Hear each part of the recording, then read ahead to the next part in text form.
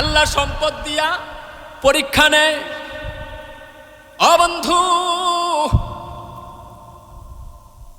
হযরতে মূসা আলাইহিস সালাতু ওয়াস সালামের জামানার সেই পাপিষ্ঠ, ও বন্ধুগণ আমার ভাইয়েরা, এই পাপিষ্ঠকে আল্লাহ পাক সম্পদ দিয়া পরীক্ষা নিয়েছিলেন, কিন্তু সে পরীক্ষায় ফেল করেছে। বর্তমানেও সমাজের মধ্যে একদল সম্পদ বলা আছে যারা কৃপণতা করার কারণে তারাও ফেল করে। জোরে কোন কথা ঠিক কিনা? আল্লাহ পাক মূসা নবীকে জানায় দিলেন, মূসা, তাওরাত কিতাবকে বাইন্ডিং করার দায়িত্ব তোমাকে দিলাম। মূসা নবী কয়, আল্লাহ কি দিয়ে বাইন্ডিং করব? আল্লাহ পাক সাথে সাথে জানায় দিলেন, স্বর্ণ দিয়া বাইন্ডিং করো। কি দিয়া? স্বর্ণ দিয়া বাইন্ডিং করো মূসা। মূসা নবী কয়, আল্লাহ আমি এত স্বর্ণ কোথায় পাবো? আমি গরিব মানুষ, আমি এত স্বর্ণ কোথায় পাবো? স্বর্ণ দিয়া তোমার তাওরাতকে বাইন্ডিং করব তুমি বললা। আমার আল্লাহ ডাক দিয়া বলে, ওয়াল্লাহু গনিয়্যুম ওয়া আনতুমুল ফুকারা।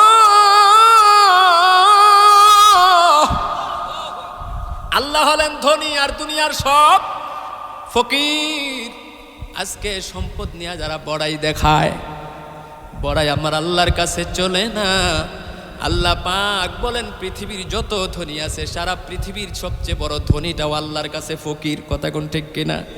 এই জন্য সম্পদের বড়াই দেখানো যাবে না। কথা কোন ঠিক কিনা? সম্পদ নিয়ে অহংকার করা যাবে না, যাবে না, যাবে না। অহংকার হলো আমার আল্লাহর চাদর। আমার আল্লাহর চাদর নিয়ে যারা টানাটানি করবে, আমার আল্লাহ কয় তাদের বিরুদ্ধে আমি যুদ্ধ ঘোষণা করলাম। সম্পদের অহংকার করা যাবে না, সৌন্দর্যের অহংকার করা যাবে না, ক্ষমতার অহংকার করা যাবে না। এই দুনিয়ার অবন্ধু অর্থ প্রাচুর্যের কোনো ক্ষমতার কোনো অহংকার করা যাবে না। অহংকার যিনি করার একচ্ছত্র মালিক, তিনি কে? আর জোরে বলেন, তিনি কে? কারণ অহংকার কেমনে করবা? আমার আল্লাহ কয় দুনিয়ার সব কিছুর চাবিকাঠি আমি আল্লাহর হাতে। জোরে করে আল্লাহু আকবার। অতএব ক্ষমতার অহংকার দেখাইস না ও গোলাম, সম্পদের অহংকারও দেখাইস না। মূসা নবী কয়, আল্লাহ আপনি যদি ব্যবস্থা করে দিতে পারেন আমি দায়িত্ব নিতে কোনো অসুবিধা। এবার মূসা নবীরে আল্লাহ পাক বলে, মূসা এই যে ধরো, আমি আল্লাহ কুদরতি একটা পাথর দিলাম জান্নাত থেকে। এই পাথরটার নাম হলো, ও বন্ধুগণ আমার ভাইয়েরা, যেই পাথরটা মাটির সঙ্গে লাগাইলে মাটি স্বর্ণ হয়ে যায়, এই পাথরটা লোহার সঙ্গে লাগাইলে লোহা স্বর্ণ হয়ে যায়। সুবহানাল্লাহ বলেন। এমন একটি পাথর আল্লাহ দিলেন জান্নাত থেকে মূসা নবীকে। এইবার মূসা নবী চিন্তায় পড়ে গেল, আমি তো জহুরি না, আমি তো স্বর্ণকান্না, আমি কেমনে বানামু? তৎকালীন সময়ে কিতাবে এসেছে সবচাইতে বড় জহুরি, সবচাইতে দামি জহুরি যিনি ছিলেন তীক্ষ্ণ বুদ্ধির অধিকারী, তিনি হলেন আর কেউ নয়, ও বন্ধুগণ আমার ভাইয়েরা, কারুন হচ্ছেন তৎকালীন সময়ে সবচাইতে দামি জহুরি। তার নাম কি? কারুন। মূসা নবীর ভগ্নিপতি ভঞ্জামাই। মূসা নবীর কি ভগ্নিপতি? মূসা নবীর ভগ্নিপতি কারুন।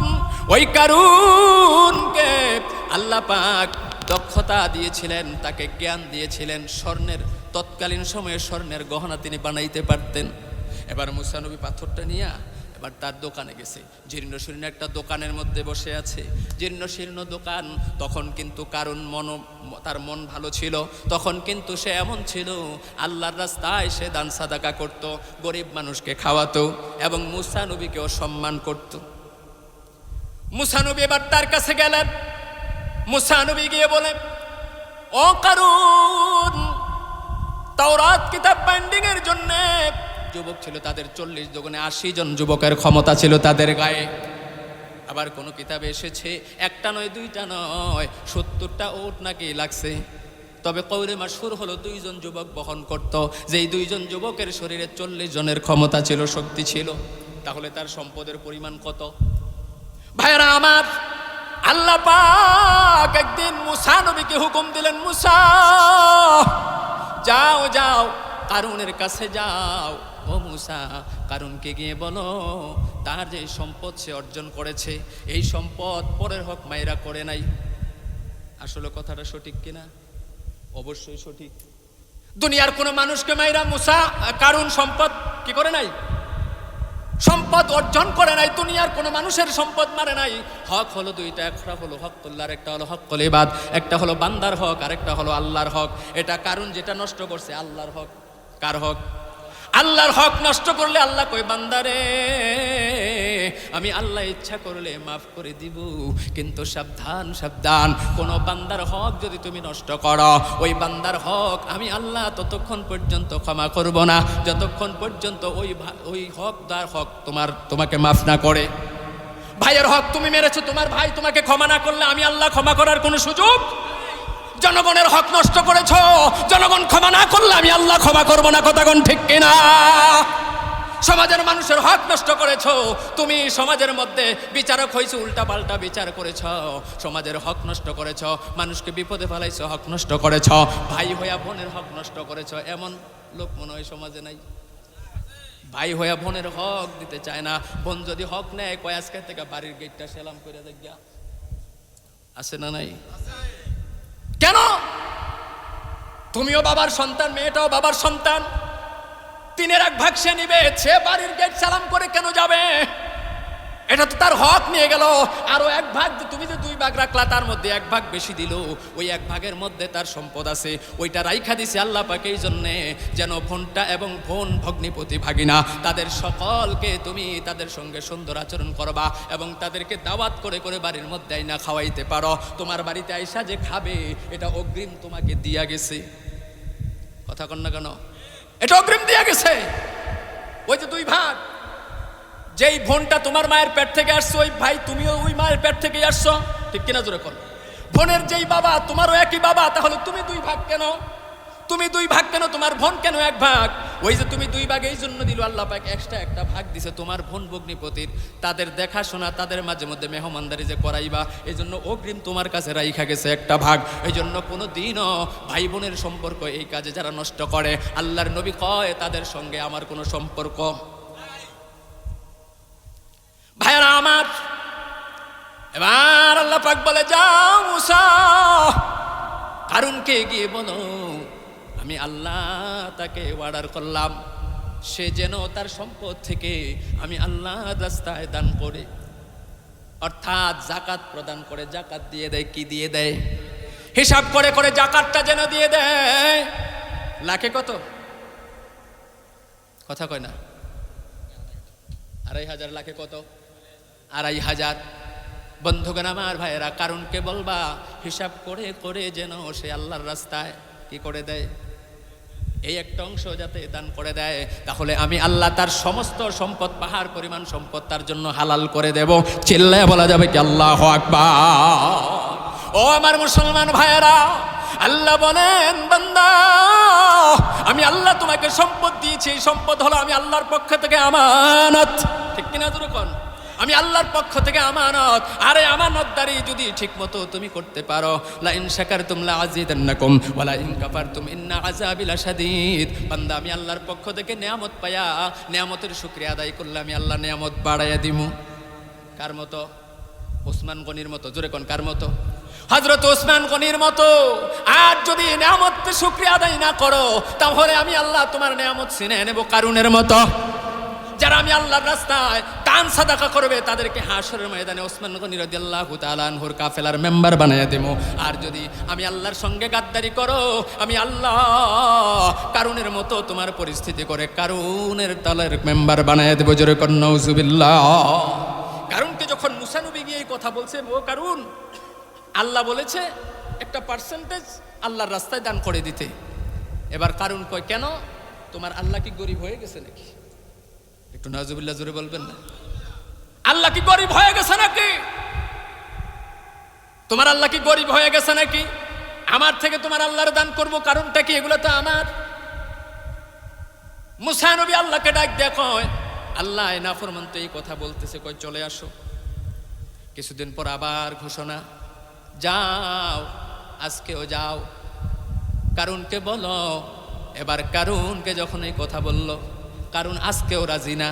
কারণ মনে মনে চিন্তা করতেছে, বুঝছি আমার ভাই, সে আমার সম্পদের দিকে তার লোভ হয়েছে, এই জাকাতের কথা বলে বলে আমার কাছ থেকে সম্পদ নিয়ে যাওয়ার জন্য একটা পায়তারা করতেছে। জোরে কর নাউজুবিল্লাহ।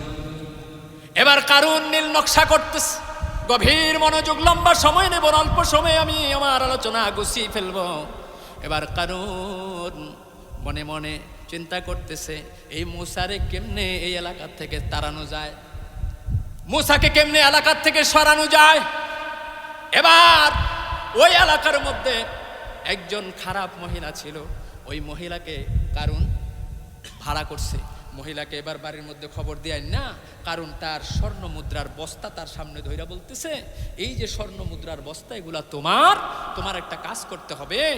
আগামী অমুক তারিখে মূসা এই এলাকার কৌম, তার কৌমের সকলকে ডাকছে, সে ভাষণ দিবে। ওই জায়গার মধ্যে তুমি উপস্থিত হইবা, উপস্থিত হইয়া তুমি বলবা, মূসা যখন দাঁড়ায়া ভাষণ দিবে তখন বলবা, ও মূসা তোমার ভাষণ পরে দিবা, আগে বলো ও এলাকার মানুষেরা, ও সমাজের মানুষেরা, আপনারা শুনুন, এই মূসা আমার সঙ্গে শারীরিক সম্পর্ক করে আমাকে গর্ভবতী করেছে, এই বিচারটা আগে চাই। জোরে করে নাউজুবিল্লাহ। ওই মহিলার সাথে সাথে স্বর্ণের বস্তা দেখা রাজি হয়ে গেছে। দুনিয়াতে এমন কিছু লোক আছে না, হ্যাঁ, টাকার বান্ডিল পাইলে রাত্রিবেলা টাকার বান্ডিল নিয়া সকাল বেলায় তার আমানত বিক্রি করে দেয়। কথা কোন আছে না নাই? দুনিয়ার লোভে পড়ে যায়, ইমান বিক্রি করে দেয়, সামান্য টাকার কাছে ইমান বিক্রি করে দেয়, সামান্য সম্পদের কাছে ইমান বিক্রি করে দেয়, আল্লাহর পরীক্ষায় ফেল করে জাহান্নামী হয়ে যায়। ঠিক কিনা জোরে কও ভাইরা আমার, বন্ধুগণ আমার। এবার সঠিক সময়ে মূসা নবী ওই জায়গার মধ্যে ভাষণ দেওয়ার জন্য উপস্থিত হয়ে গেলেন। এবার মূসা নবী যখন ভাষণ দিবেন, ঠিক তার পূর্ব মুহূর্তে মহিলায় দাঁড়ানোর আগে কারুন দাঁড়ায় গেছে। কে দাঁড়ায় গেছে? কারুন দাঁড়ায় গেছে। কারুন দাঁড়ায় কয়, ও মূসা আপনি পরে কথা বলেন, আগে আমার একটা প্রশ্নের জবাব দেন। কয় কি? কয় মূসা, যদি কোনো মানুষ অন্যায়ভাবে কোনো নারীকে দর্শন করে, অন্যায়ভাবে কোনো নারীকে দর্শন করে, তার ইজ্জত হানি করে, তাহলে তার বিচার কি? কয় মূসা নবী কয়, তাকে তার বিচার হলো পাথর মেরে মেরে জমিন থেকে তাকে বিদায় করা, দোররা মেরে মেরে জমিন থেকে কি করে দেওয়া? বিদায় করে দেওয়া। কয় এটা কি শুধু উম্মতের জন্য খাস নাকি নবীর জন্য? বাটপার চিন্তা করেন। মূসা নবী কয় এটা সবার জন্য, এটা আল্লাহর আইন। কার আইন? এটা হলো আল্লাহর আইন। নেতার জন্য যেমন আইন, ওই নেতার অধীনস্থ জনগণের জন্য সেম আইন। জোরে কোন কথা ঠিক কিনা? সাধারণ পাবলিকের জন্য যেমন আইন, ও বন্ধু দেশের একবার উচ্চ পর্যায়ের যদিও হয়, তার জন্য একই আইন। কথা কোন ঠিক কিনা? অতএব আল্লাহর আইন এই জমিনের মধ্যে সকলের জন্য সমান, কোনো বৈষম্যের কোনো সুযোগ নাই। কথা কোন ঠিক কি ঠিক না? ভাইয়েরা আমার, বন্ধুগণ আমার। এবার কারণ কয় তাহলে জবাব পাইয়া গেছি। কারণ বৈশা গেছে আর চোখ টিপ দিছে ওই মহিলাকে ওঠার জন্য। মহিলা উঠা দাঁড়ায় গেছে। মহিলা দাঁড়ায় কয়, ও পয়গম্বর আপনি পরে ভাষণ দিবেন, আগে আমার একটু কথা শুনেন, আগে আমার একটু কথা শোনেন।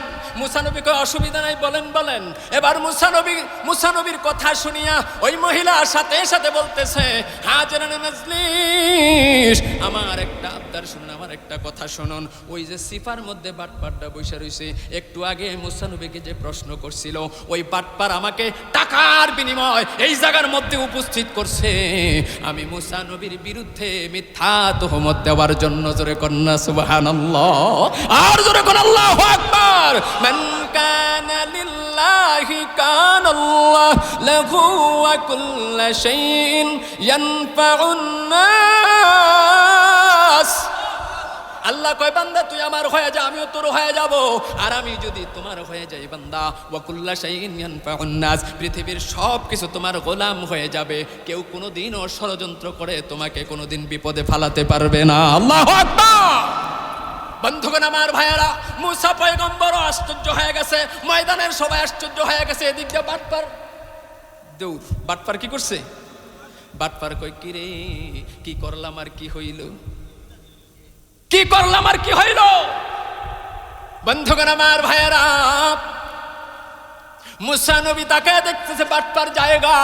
মূসা নবীর সাথে সাথে আকাশের দিকে তাকাইয়া আল্লাহকে ডাক দিলেন, আল্লাহ তুমি কত বড় মেহেরবান, তুমি আমার ইজ্জত বাঁচাই দিছো। আল্লাহু আকবার।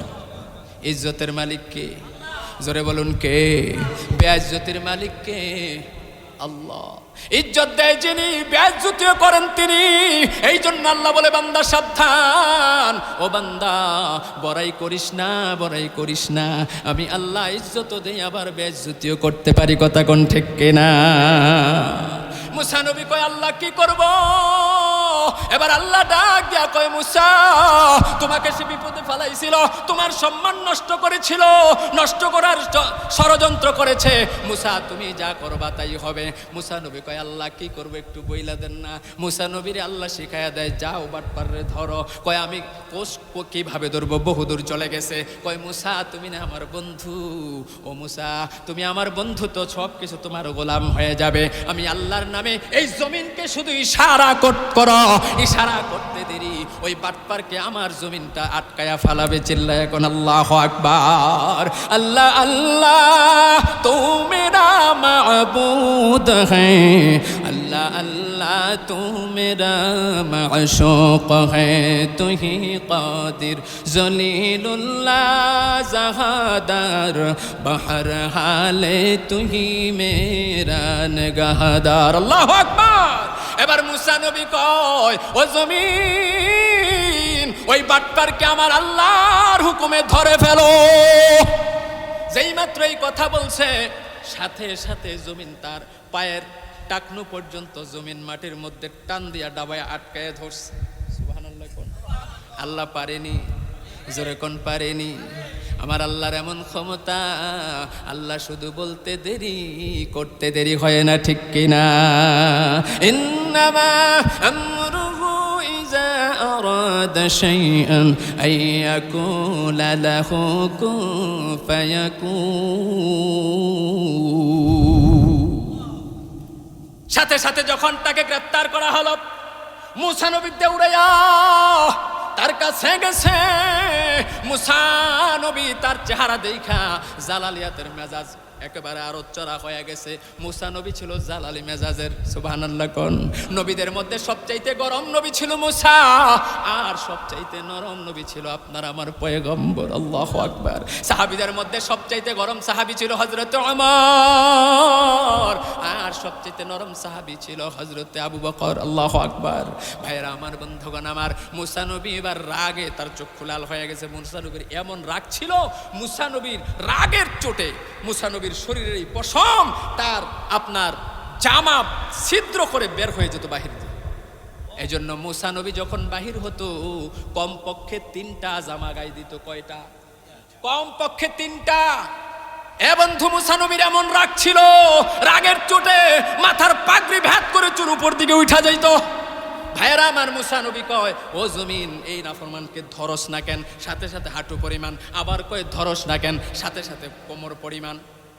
এবার আবার যখন ধমক দিছে, মাটি রে কার জন্য অপেক্ষা করতেছ? ধর, ভালো মতো ধর। এবার বলতে দেরি বুক সমান যখন ধরছে, এবার সাথে সাথে কারণ ডাক দিয়া কয় ভাই রে, আমার সম্পদের দিকে তোমার লোভ লাগছিল, এটা এমনি বললে তো হইতো। আমার এইরকম শাস্তি দিয়ে আমার সম্পদ নিবা, এটা তো আমি জানতাম না। মুসা নবী সাথে সাথে আল্লাহর ডাক দিছে, আল্লাহ এই নাফরমান কি বলে আমি নাকি তার সম্পদের লোভে পড়েছি? আল্লাহ আমি তো লোভী না, কারণ আমি হলাম তোমার গোলাম। তোমার ভয় আমার কলিজার ভিতরে, তোমার ভয় যে গোলামের কলিজায় থাকে, ওই গোলাম কোনোদিনও দুনিয়ার কোনো সম্পদের লোভ তারে আটকাইতে পারে না, ঠিক কিনা? ও আল্লাহ, আমি মুসা তোমাকে এই মুহূর্তে আল্লাহ তোমার কাছে আমি একটা আরজ করতেছি। আল্লাহ, এই বাটপাড়ের যত সম্পদ যত জায়গায় আছে, সমস্ত সম্পদ তুমি এক জায়গায় করো, অর্থাৎ তার সামনে আনো। আল্লাহ পাক সাথে সাথে আল্লাহর হুকুম দেয়া তার সমস্ত সম্পদ তার কাছাকাছি আনছে, সামনে, চোখের সামনে। এবার মুসা নবী কয় আল্লাহ তার চোখের সামনে তার সম্পদগুলা মাটির নিচে নিয়ে যাও। সুবহানাল্লাহ বলবেন না? অর্থাৎ মুসা নবী বুঝায় দিল, মুসলমান কোনোদিনও পরের হক নষ্ট করে না, পরের সম্পদের দিকে লোভ দেয় না। যারা পরের সম্পদের দিকে লোভ দিবে তারা কোনোদিনও প্রকৃত মুসলমান না, তারা শয়তানের চেলা। জোরে কোন কথা ঠিক কিনা? এবার মুসা নবী কথা মতো যখন আল্লাহর হুকুমে যখন সম্পদগুলা তার চোখের সামনে চলে গেল মাটির নিচে, এইবার তার বুঝ হয়েছে আসলে আমি মুসা নবীর বিরুদ্ধে যেই তোহমত দিছিলাম, তার বিরুদ্ধে যে আমি যেই আপনার মনের ভিতরে যেই ধারণা করছিলাম, আসলে আমার ধারণা তো ভুল, আমার ধারণা তো ভুল। এবার সাথে সাথে মুসা নবীর কাছে মাপ চায়, মুসা ভাই আমার, তুমি আমারে মাফ করে দাও, আমি যা ভাবছিলাম আসলে তো তুমি তা না, আমি তো মনে করছিলাম তুমি বুঝি লুবি এই জন্য আমার সম্পদের উপরে এরকম করতেছ। ওই ইহুদির বাচ্চারা তারা মনে করতেছে মুসলমান বুঝি সন্ত্রাসী ধর্মের লোক, কিন্তু আসলে মুসলমান সন্ত্রাসী ধর্ম না, সন্ত্রাসী ধর্ম হলো প্রকৃত বর্তমানে ইহুদিরা, জোরে কোন ঠিক কিনা?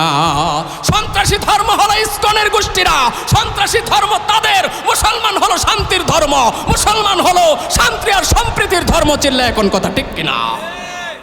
এবার মুসা নবীর কাছে বারবার মাপ চায়, মুসা নবী ক্ষমা করে না, মুসা নবী কই ধর। এবার যখন ধরতে বলছে সাথে সাথে তার মাথা পর্যন্ত মাটির নিচে চলে যায়, আস্তে আস্তে করে পুরা দেহটা চলে যায়। কিতাবে লিখেছেন মুসা নবী এখনো তার সম্পদ নিয়ে মাটির দিকে যাইতেছে।